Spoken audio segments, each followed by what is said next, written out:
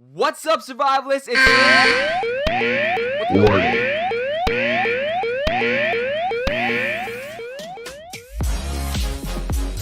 Alrighty, what's up, survivalists? It's Jay from TeamWnJ here. If you're not subscribed already, what are you waiting for? Subscribe now and hit that bell icon to make sure you stay notified whenever I upload a new video on Monday, Wednesdays, and Thursdays. If you're already subscribed, welcome back. It's great to see you again. Make sure you leave a comment so I can remember who you are. Let's try to get this video up to 10 likes. On to the video.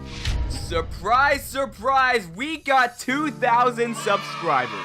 The curse is finally broken. And for everyone new here, you're probably not gonna know what the curse is, but that's what this video is for. I wanted to do something special for our 2,000 subscribers, so I thought, why don't we go through the history of our channel and how it took us 8 years to get where we are. I also asked you guys what you wanted to see on our Discord server, and you guys gave some awesome suggestions. The first one was to run through all our old videos, or like mostly old videos, and just watch some old nostalgia. Check out those embarrassing moments of, my first ever video. And it's kind of what I'm doing today, but not really. Today's really focusing on the key moments that got us where we are today. The second suggestion was to go through the history of Levasleer, the development and how the story has changed from the very beginning to where we are now. I'm thinking of doing that tomorrow on the live streams. Yep, the live streams are coming back. I'm trying to do tomorrow, not sure if I can or not. Hopefully I will be able to, most likely we'll be able to. We'll update on Discord. And the third suggestion was a Q&A. And you guys sent a few good questions in, so I'm just gonna run through the Q&A real quick and then get to the history of our channel.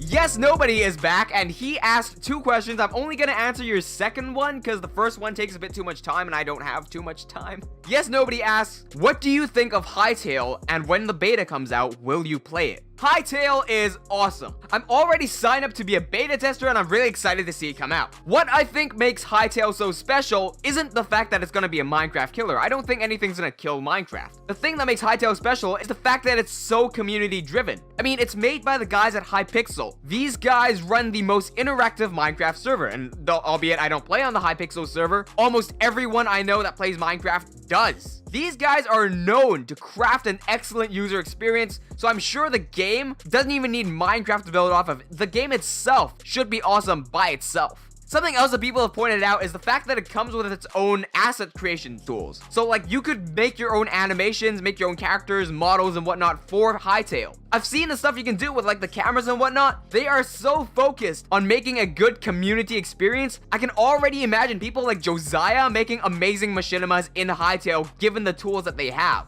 They even have access to other tools now, so they can very easily reach out to other people like animators and story writers, and they can all get together and make something truly special. Hey, it's Angelo ask, who is the best girl other than Kurumi?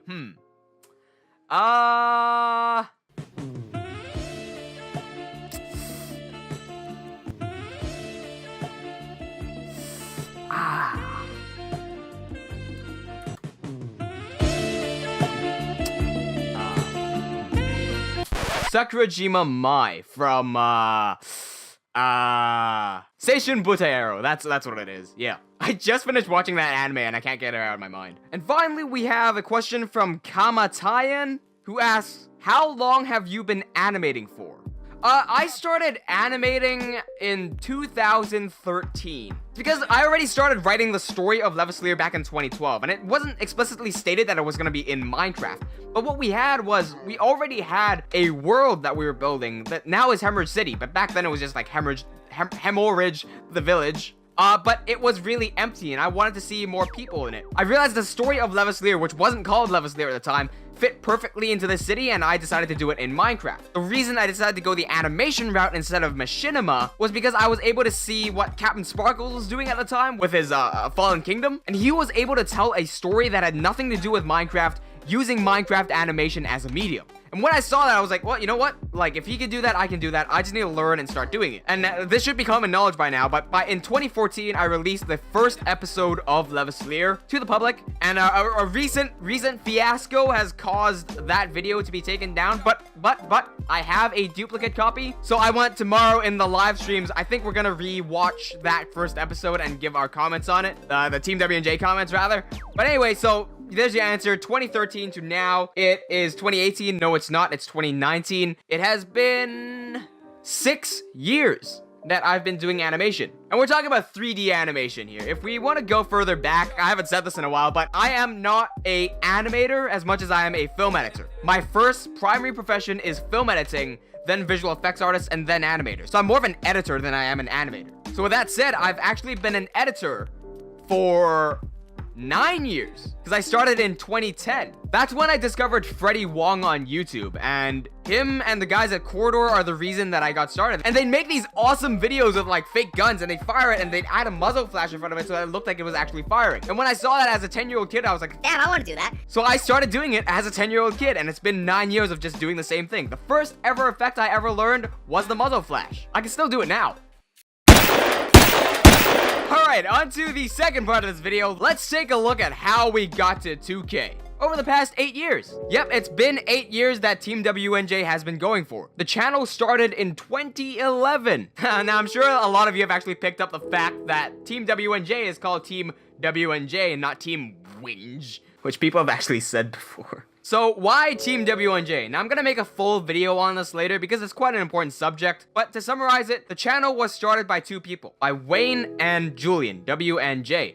I am Julian. Wayne played Arkdoc. That was his in-game name. And of course, I was Chafe. The story of how I got the name Chafe could be another video in and of itself, to be honest. But the guys who attended my PAX panel will know all about that. Anyway, Wayne has had to move on because he's found other interests in life. But I personally really wanted to develop this channel. One of my videos exploded in 2012. Back then, Minecraft snapshots were being released, and there was this one called 12W08A. In the snapshot, there was a bug that allowed you to fly. And so I capitalized on that, and I was like the first person to ever make a video on how to fly in 12W08A. But man, that video got so much attention and so much hate because people couldn't read the title. In the title, description, 4 different annotations, and in the video itself, I say 12W08A. Yet for whatever reason, a wide majority of people are unable to realize that you need to be on 12W08A. As a 12 to 13-year-old, that's when I started receiving a lot of hate from that video because people were complaining that it wasn't working, and they were really throwing it at me. And I mean, that's just the internet, right?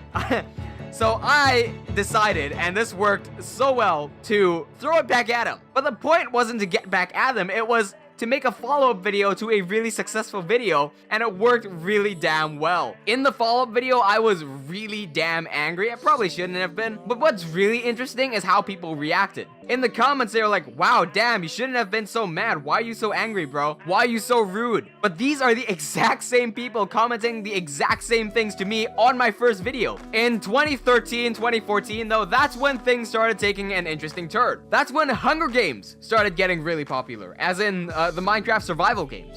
Arkdoc over here was a key pioneer of the Hunger Games series on our channel. He played a lot on the MCSG servers, and he did very damn well. Son. Wait, hell no, hell no, hell no, hell no, hell no. No, not say. Whoa. I think I killed Harry as well. You killed Harry? I killed Harry as well. Well, let me check. I killed Arkdoc. Yes, think. While he was doing that, I was doing my own series as well. I found a server called Red vs. Green. I'm yellowing it. Till this day, we're still trying to figure out whose voice that belonged to. And when I whoa. Can you speak English? Whoa.